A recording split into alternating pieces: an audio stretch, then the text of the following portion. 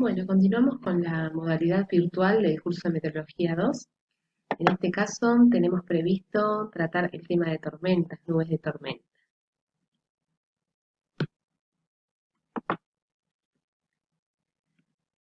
Bueno, desarrollo de nubes de tormenta. Una tormenta no es ni más ni menos que el fenómeno que se produce de una nube bastante particular, que es el cumulonimbus. ¿Se acuerdan que el cumulonimbus era aquella nube de desarrollo vertical que se encontraba o que se formaba cuando la atmósfera estaba muy inestable y el aire era húmedo? ¿Bien? Una atmósfera inestable es aquella en la que se producen movimientos verticales significativos. Estamos hablando que una nube como cumulonimbus puede tener un desarrollo que en latitudes medias ronda los 36.000 pies, 40.000 pies, 45.000 pies puede llegar a nuestra latitud, y en latitudes más cerca del Ecuador podemos encontrar desarrollos bastante más importantes, desarrollos de cumulonimbus más importantes. Estas tormentas están compuestas por una o varias células y cada una tiene un ciclo definido. ¿Bien? Ese vendría a ser el formato de la nube de tormenta, donde vemos que hay circulación de aire. Y las etapas de formación de la nube de tormenta son tres. Primero tenemos la etapa de desarrollo. Esta etapa también se puede llamar cumuliforme. Es la etapa donde el movimiento del aire es casi enteramente ascendente, la etapa que también se llama convección. En esta etapa de nube, de formación de la nube comienza a crecer por corrientes convectivas. Si la atmósfera es muy inestable, a medida que ese aire va subiendo, va a ir encontrando condiciones propicias para seguirse enfriando. Tenemos que tener un gradiente vertical de temperatura alto y se empieza a formar la nube de tormenta. Esta etapa se llama etapa de desarrollo o etapa cumuliforme. Va a llegar un momento que todos esos productos de la condensación que se generan dentro de la nube no son soportados por estas corrientes ascendentes, entonces empiezan a aparecer corrientes descendentes. Estas corrientes descendentes lo que van arrastrando son todos los productos de la condensación: agua, granizo. Bien, todo lo que se forme dentro de esa nube va siendo arrastrado hacia abajo. En este caso, lo que se produce es la corriente descendente. eh, Igualmente tenemos, principalmente en la parte alta de la nube, movimientos ascendentes. Es la etapa más peligrosa de la vida de la tormenta, es cuando se produce la precipitación, como ya los decía, y es la fase donde se dan los fenómenos eléctricos. ¿Bien? Va a llegar un momento en el cual las corrientes descendentes son las que van a ocupar prácticamente toda la nube. Entonces, en esta etapa, que es la etapa de disipación, es cuando la nube termina muriendo. Este proceso en total dura aproximadamente entre 1 hora y 1 hora y media. Si nosotros tenemos un periodo bastante más extenso de tormenta, quiere decir que en realidad son varias nubes las que se van formando, ¿verdad? En distintos estados. Y como ya les mencionaba, la etapa más peligrosa de la vida de la tormenta es la etapa de madurez. En este esquema lo que podemos ver son los tres estados o las tres etapas. El primero, que es el estado de desarrollo, donde la nube es prácticamente un cúmulo que va creciendo. Lo que predominan son las corrientes ascendentes, lo que hay son corrientes ascendentes. En el estado de madurez comienzan a haber corrientes descendentes, y en el estado de disipación prácticamente predominan en toda la nube las corrientes descendentes, aunque en la parte alta de la nube todavía puede quedar alguna corriente ascendente. Lógicamente que la isoterma de 0 grado, que está por aquí, es esta línea roja punteada, una nube que tiene un desarrollo tan significativo la pasa. Por lo tanto, arriba de este nivel tenemos la formación de agua, se encuentra agua en estados de superenfriamiento, por lo que genera engelamiento. También tenemos la formación de granizo, pero como la nube se está moviendo continuamente y tenemos corrientes ascendentes y descendentes, dentro de esta zona que está debajo del isoterma de 0 grado también podemos encontrar agua en un estado que no sea este estado líquido. ¿Bien? Bueno, la electricidad atmosférica. Existen dos tipos de cargas: las cargas positivas y las cargas negativas. Las cargas iguales se repelen y las cargas opuestas se atraen.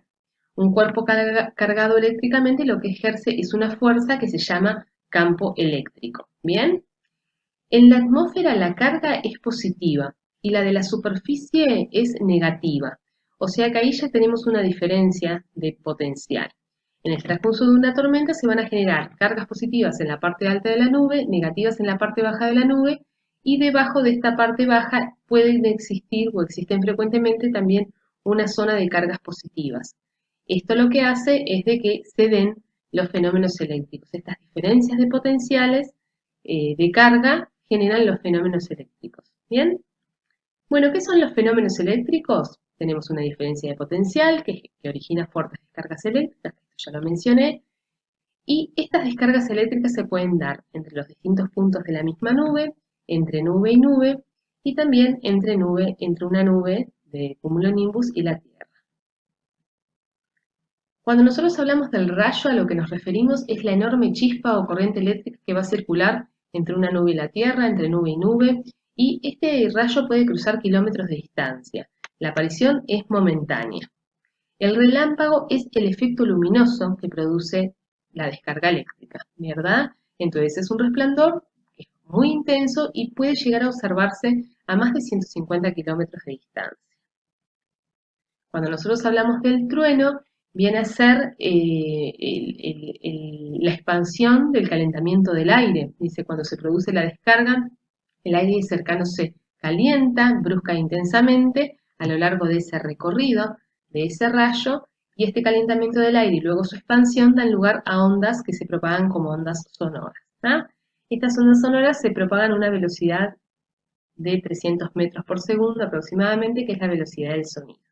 Los efectos producidos por estos fenómenos pueden ser el calentamiento intenso, que resulta por el paso de la corriente, y esto puede producir que se dé fusión de rocas, que se dé ebullición instantánea del agua, estallido de árboles, rotura de rocas y obras de piedra, daños en personas e incluso la muerte.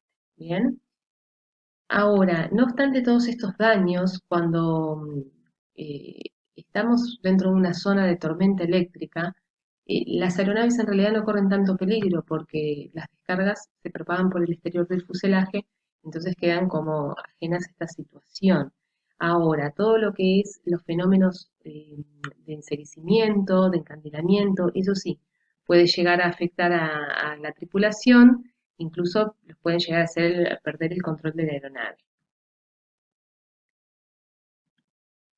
Ahora, para comenzar a ver los fenómenos que podemos encontrar en el vuelo a través de las tormentas, vamos a compartir un video, algunas ediciones de video en realidad, que refieren al accidente del vuelo 447 de Air France que estaba haciendo la ruta Río de Janeiro-París.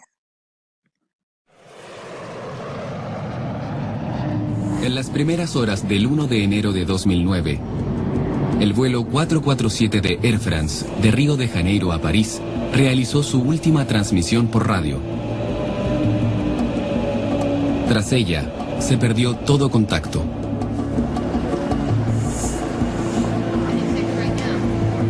El vuelo 447 se desvaneció en el aire.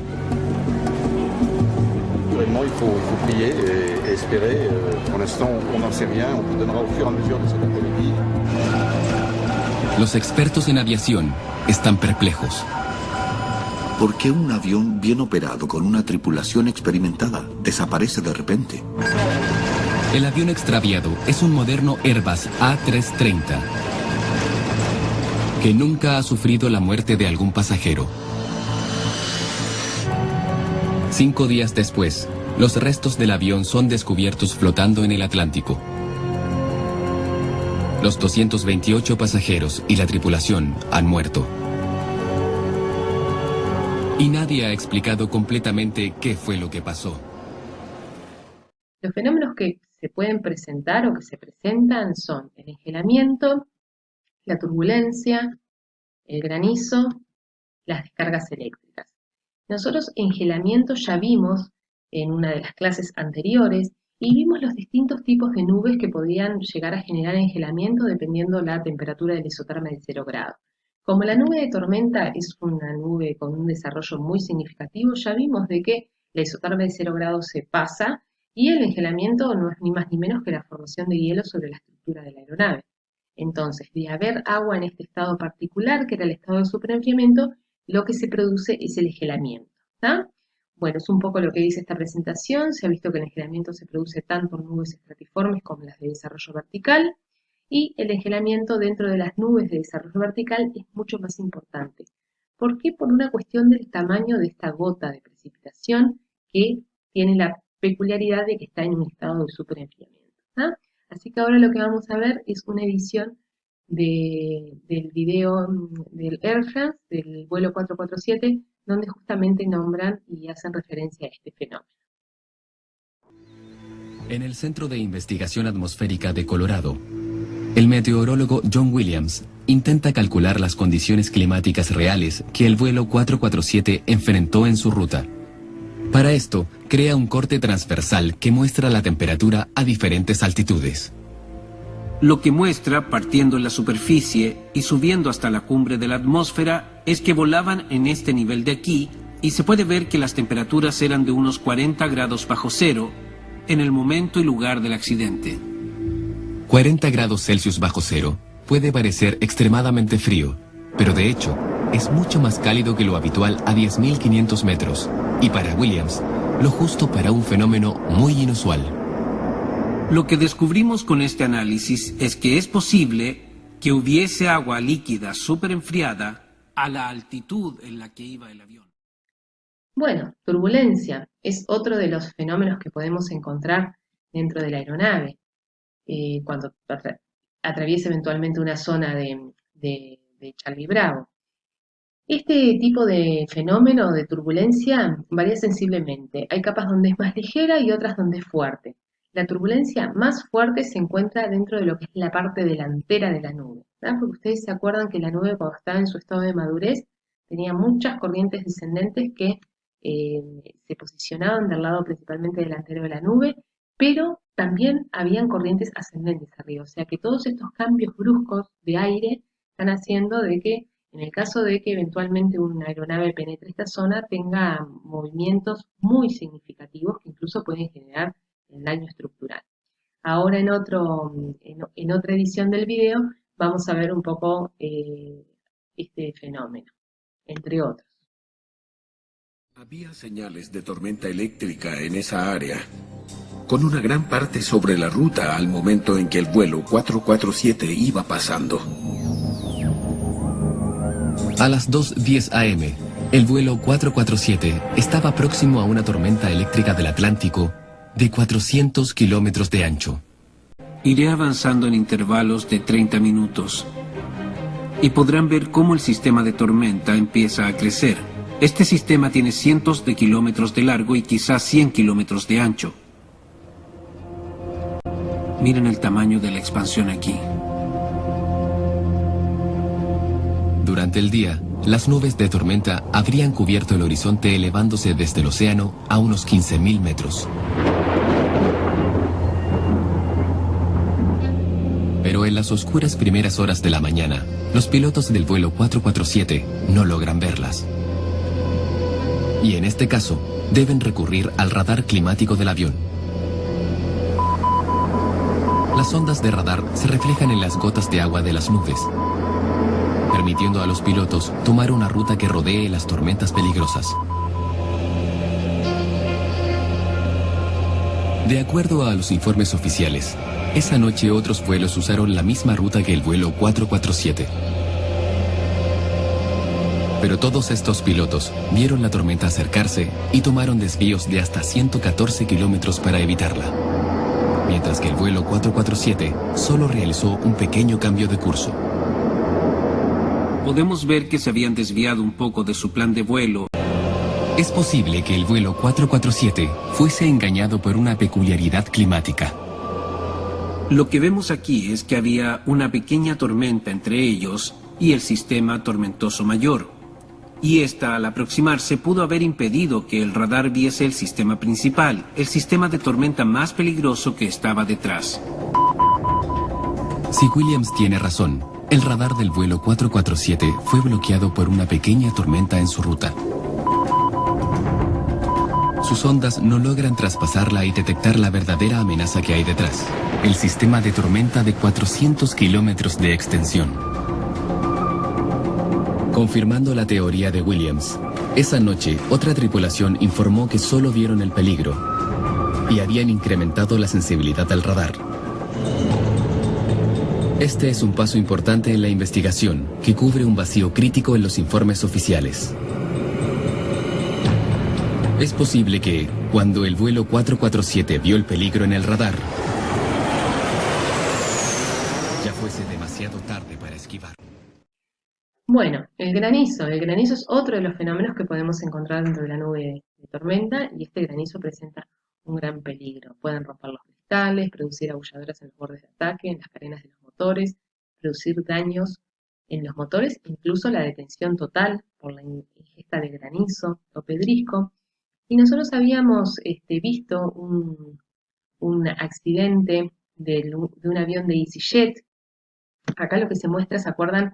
Esta fue una de las últimas granizadas bastante significativas que afectó a Montevideo, donde yo les había mostrado que el núcleo de granizo, o sea, la piedrita de granizo, de pedrisco en este caso, tiene la particularidad que se ve el proceso de coalescencia, porque son como muchas piedritas unidas. Y bueno, y el tamaño de estas piedras puede ser más grande, más pequeño.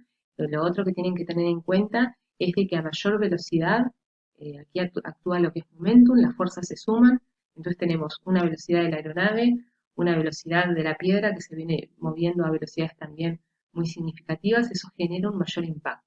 ¿Ah? Y si el tamaño del granizo es más grande, entonces el impacto va a ser peor. Y aquí está lo que les comentaba del accidente de EasyJet. Bueno, cómo quedó la aeronave con alguna otra foto. Este caso nosotros ya lo vimos en la clase anterior.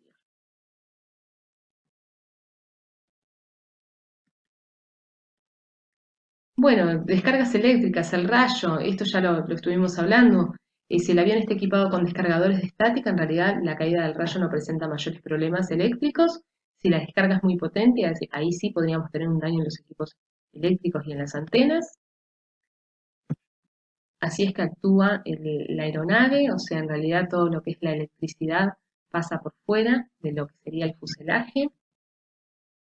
El deslumbramiento sí, si el rayo alcanza la aeronave se va a sentir un fuerte chasquido, una fuerte descarga, y lo que es la luminosidad intensa puede llegar a generar deslumbramiento en el piloto con el consecuente pérdida de control.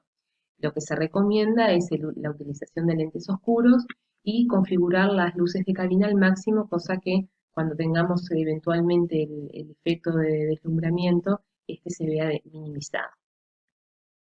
Los fuegos de San Telmo, cuando nosotros tenemos fuerte carga eléctrica, el avión se carga estáticamente de electricidad, entonces tanto en el parabrisas como en las puntas de los planos pueden empezar a aparecer luminosidades.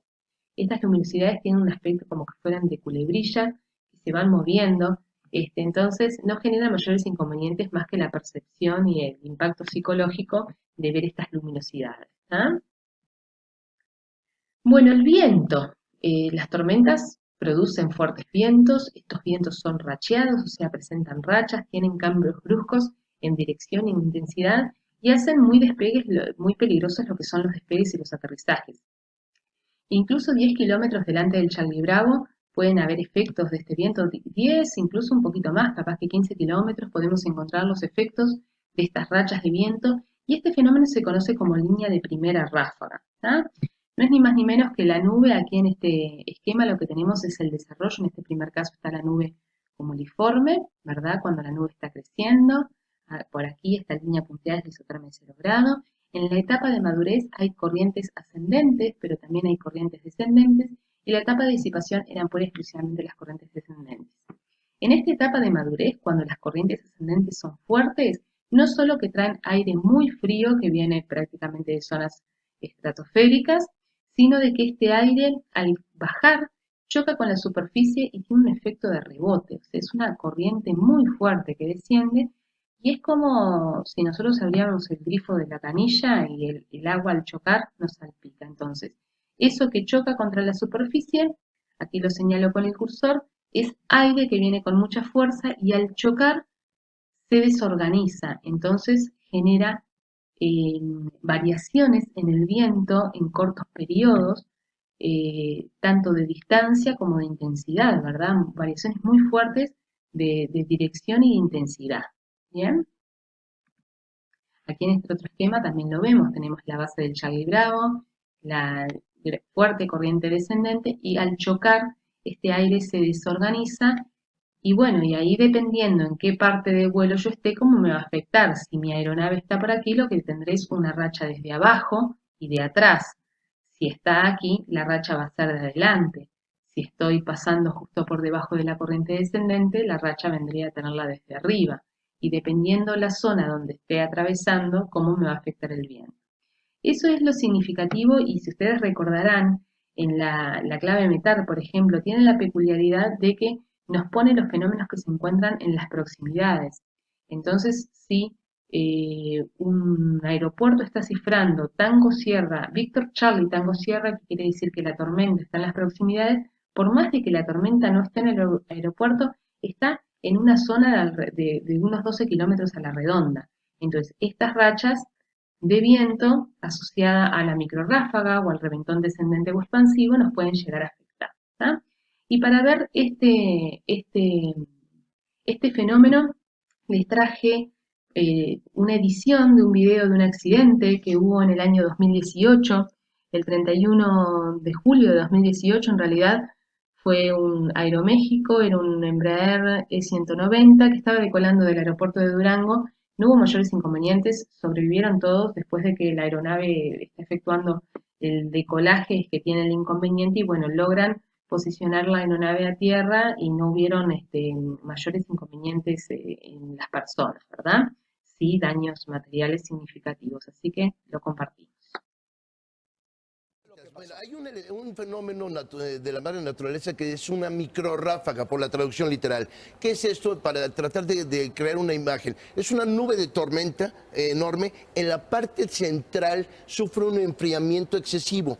Eso hace que el aire que está contenido en esa nube caiga de alguna manera y caiga a una velocidad de aproximadamente 280 kilómetros por hora.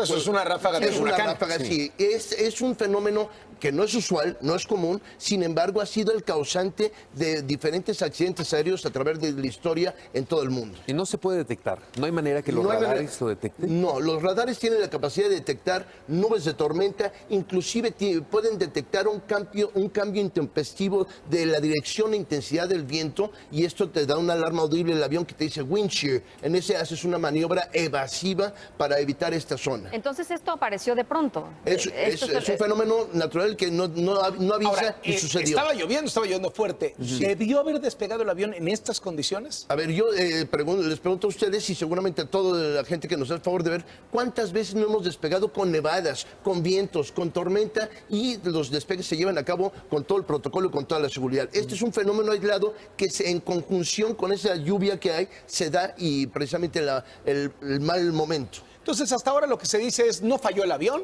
No. Simplemente esto es absolutamente imprevisto, es un factor climatológico, va despegando prácticamente el avión. Tú nos has dicho siempre, Archie, que el momento quizá más crítico de un vuelo es justo cuando está despegando, ¿no? En el despegue, la maniobra es cuando el avión va más pesado. Vamos a suponer, para tratar de explicarlo, voy a un vuelo de México a... Bueno, y para finalizar, vamos a hablar del radar meteorológico.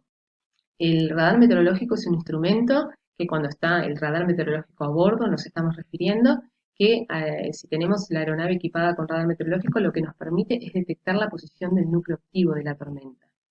La tormenta va a aparecer en la pantalla como manchas, estas manchas pueden ser coloreadas o no, dependiendo del tipo de radar meteorológico que tenga, y lo que pueden determinarse también son los puntos más activos.